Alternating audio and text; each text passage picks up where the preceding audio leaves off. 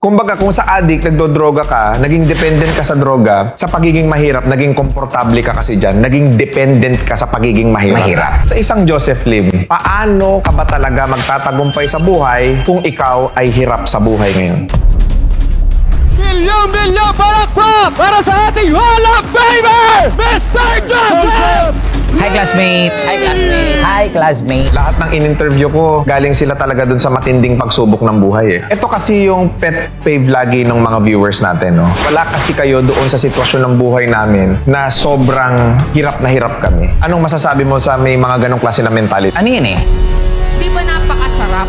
Yung ginawa mo, takot na takot ka, pero hinarap mo. A problem is still a problem. In short, mahirap ka, may problema yan. May kaya ka, may problema din yan. The moment we want to change, automatic, you need to be ready sa changes na mangyayari sa buong palibot mo. Why is that most of the people takot sa change? Masakit eh. Tapos, hindi ka comfortable.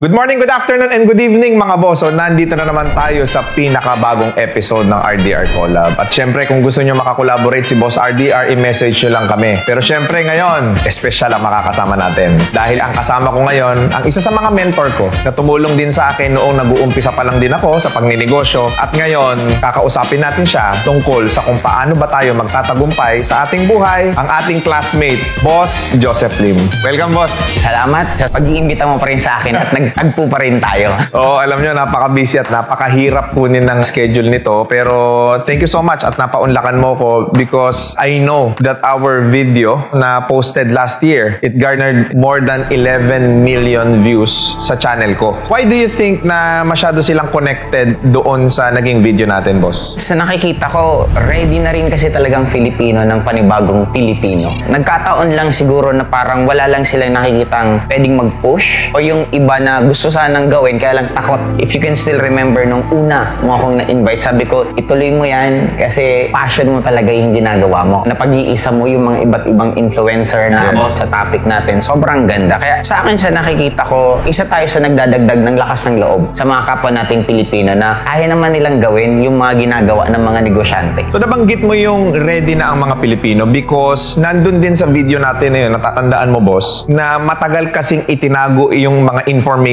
kung paano ka magtatagumpay sa buhay. Now, because of social media, dito sa ginagawa natin, ine-expose natin kung ano ba talaga yung mga sikreto, kung paano ka talaga magtatagumpay sa buhay. Pero sa isang Joseph Lim, paano ka ba talaga magtatagumpay sa buhay kung ikaw ay hirap sa buhay ngayon? Unang-una, huwag mong isipin na mahirap buhay mo. Ang buhay naman kailangan ng negative para magkaroon ka ng positive. By nature, ang isang bagay na pinagdadaanan natin, pag ninamnam mo ng todo, makakaisip ka ng solusyon kasi lahat ng taong successful, I'm sure lahat ng na-interview mo, meron silang point sa buhay nila, nasagad sila. At dahil dun sa nasagad sila, dun sila nangako sa sarili nila na gusto na nilang pagbabago. Alam mo, ang galing nung sinabi mo na yan, ha? Na that success is actually made from a problem. Totoo yun. Lahat ng in-interview ko, galing sila talaga dun sa matinding pagsubok ng buhay. Ito kasi yung pet peeve lagi ng mga viewers natin. No? Wala kasi kayo doon sa sitwasyon ng buhay namin na sobrang hirap na hirap kami. Anong masasabi mo sa may mga ganong klase na mentality? Ano yun eh? Wala naman mas mataas pa sa happiness. Ang isang batang binigyan mo ng candy, ang isang adult na binigyan mo ng kotse, pareho naman yung happiness na mararamdaman nila. The same thing din naman dun sa paghihirap at yung mayaman na nalugi ng milyon, yung mahirap na nalugi ng libo, pareho din man yung stress na pinagdadaanan nila. Kasi kung batayan lang natin ang pera para masabi ang isang tao maganda ang buhay, parang may nabasa kong isang may kaya siya, pag nag-open siya ng problema, ang sagot sa kanya ng mga ibang kasama niya, okay lang yan, mayaman ka naman, pero hindi nila alam, malala din pinagdadaanan nun.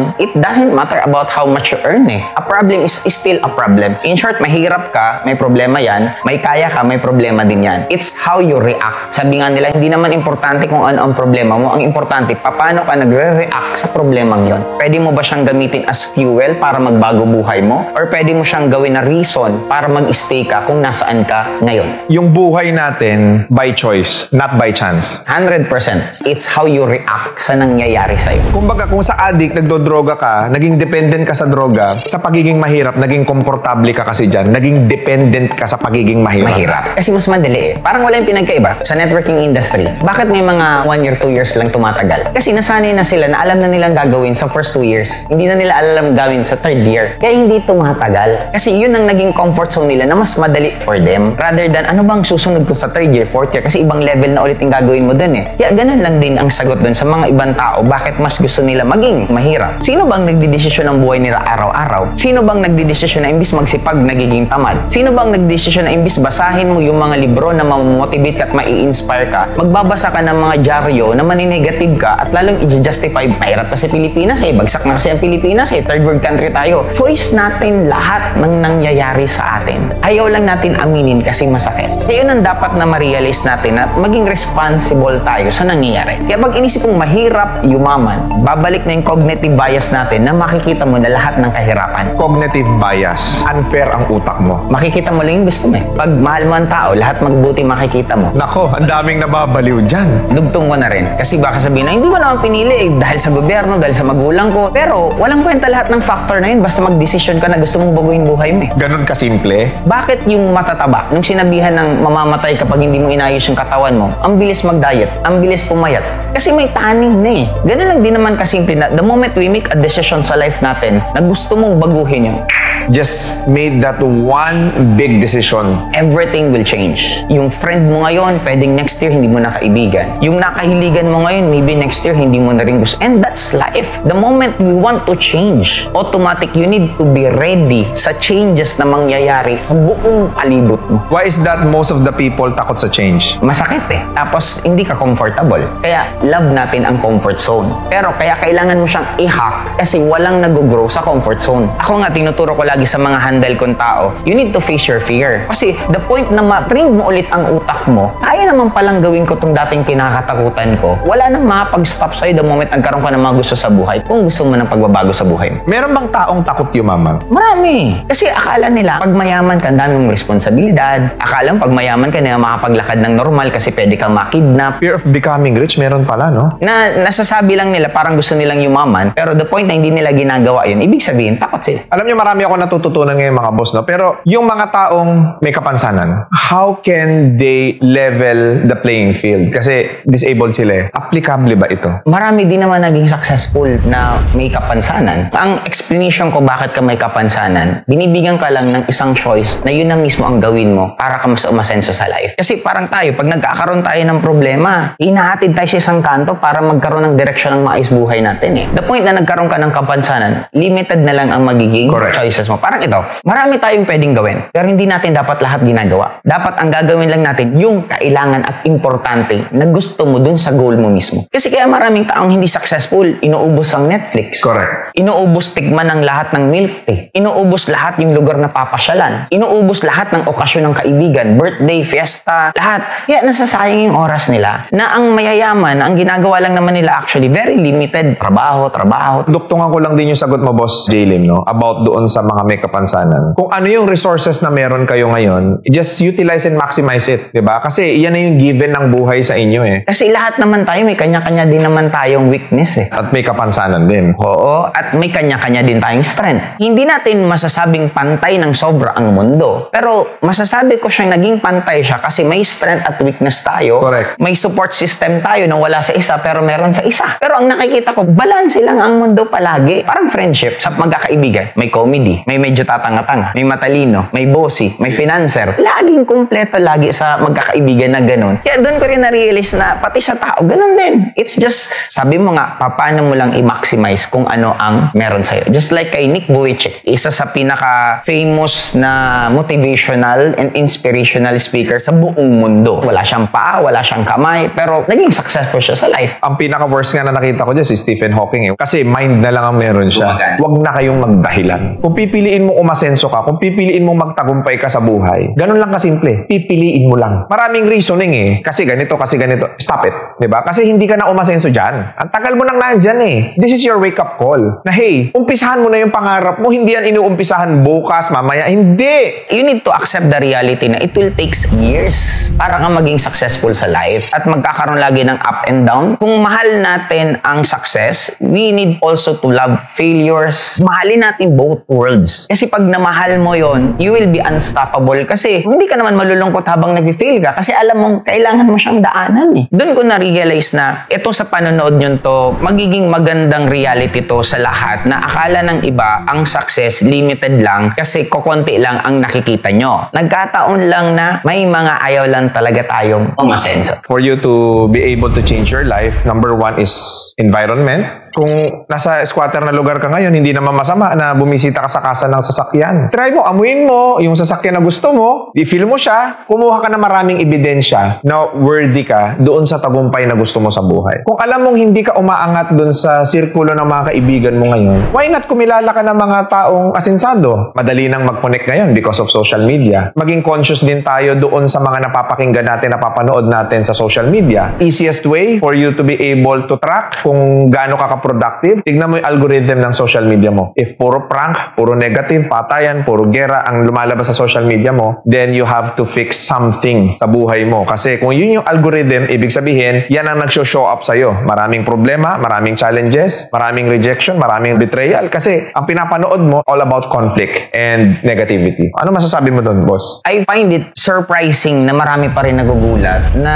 mahirap daw yumaman, na ayaw nilang matanggap na madali lang naman talagang yumaman. Natanggap nga natin ang Facebook, ang YouTube. Bakit hindi natin matanggap na madaling yumaman? Ang dami ng yumaman nung unang panahon pa. Sa Biblia pa lang may mga yumaman na. Ibig sabihin, yung knowledge ng pagyaman nag-i-exist na noon pa. Alam ko maraming magre-react dito. Mas malapit daw na mapupunta sa langit yung mga taong mahihirap. Yung sitwasyon kasi noon sa ngayon magkaiba. Ang meaning niya noon kasi, hindi ka pwedeng pumunta ng langit kung ang mundo mo ng iba, wala ka ng ibang ginagawa, iniisip kundi puro na lang pagyaman, pagyaman, pagyaman. Saka ka mahirapan. Pero kung mayaman ka na balanse ka, marunong ka pa rin naman mag-serve, may oras ka pa rin naman sa pamilya mo, may oras ka pa rin sa sarili mo, okay pa rin eh. Nakokontrol yung quote na yun kasi depende kung sino nagsasabi. And the sad part of that, yung nagsasabing ganun, sila pa nang hihingi ng pera. Para sa akin, napakadali intindihin. Kung hindi maganda ang pera. Bakit? Binyag, bayad. Libing, bayad. Kasal, bayad. Lahat na lang ng galaw din naman may bayad eh. Paano masasabing hindi importante ang pera kung yun mismo na nagsasabi ng hindi importante ang pera, sa kanila mismo alam nila na importante ang pera? May tanong ako sa iyo, Boss J-Lim, no? Nabanggit mo kasi kanina that fair ang mundo. If that's the case, paano nila ipapabor ang mundo sa kanila? Dahil sa panonood ko ng video na to, ito yung mga gagawin ko para maging pabor sa akin ng mundo, yayaman ako at aasenso ko. Kung makikita nila yung lahat ng mali, palitan nila ng learnings. Ang ganda nun. Ganon lang naman kadali para sa akin. Kasi ako, until now, I have failures. Kasi kaya ka lang nasasaktan kasi iniisip mo mali. Wala kang makikita ang taong